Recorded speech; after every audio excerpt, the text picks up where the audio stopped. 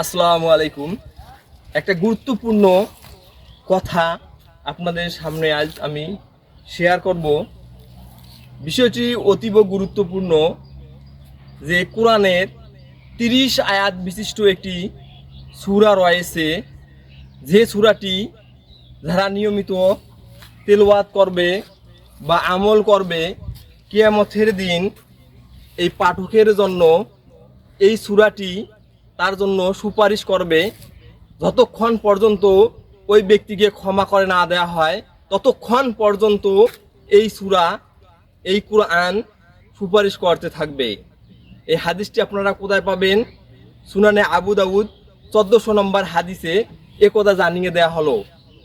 আমাদের প্রিয় নবী হজরত মুহাম্মদ সাল্লাল্লাহু আলাইহি ওয়াসাল্লাম তিনি বললেন যে হে ব্যক্তি এই সূরামূলক তেলাওয়াত করবে, তাকে কবরে আযাব থেকে মুক্তি দেয়া হবে এবং কাল কিয়ামতের মাঠে কঠিন ময়দানে, যেদিন কেউ কারো কথা শুনবে না, সবাই সবার জীবন নিয়ে ইয়া নাফসি করা শুরু করবে, সেই সময় কোরআন আপনাকে সুপারিশ করবে।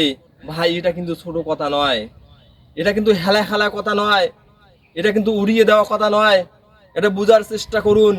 আপনি সারাদিন মনে ফেসবুক চালাচ্ছেন, ইউটিউব চালাচ্ছেন, টিকটক চালাচ্ছেন, ইনস্টাগ্রাম চালাচ্ছেন, আরও অনেক বিভিন্ন সোশ্যাল মিডিয়া ব্যবহার করতেছেন, সময় ঘন্টার পর ঘন্টায় চলে যাচ্ছে।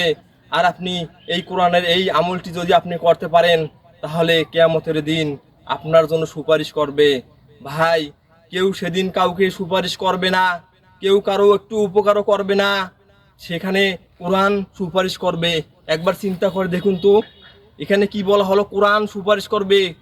যদি কোনো ব্যক্তির জন্য কোরআন সুপারিশ করে, তার ভাগ্য খুলে দেবে। ভাই, যতক্ষণ পর্যন্ত ওই ব্যক্তিকে আল্লাহ তাআলা ক্ষমা করে না দেন, ততক্ষণ পর্যন্ত এই কোরআন তার জন্য সুপারিশ করতে থাকবে।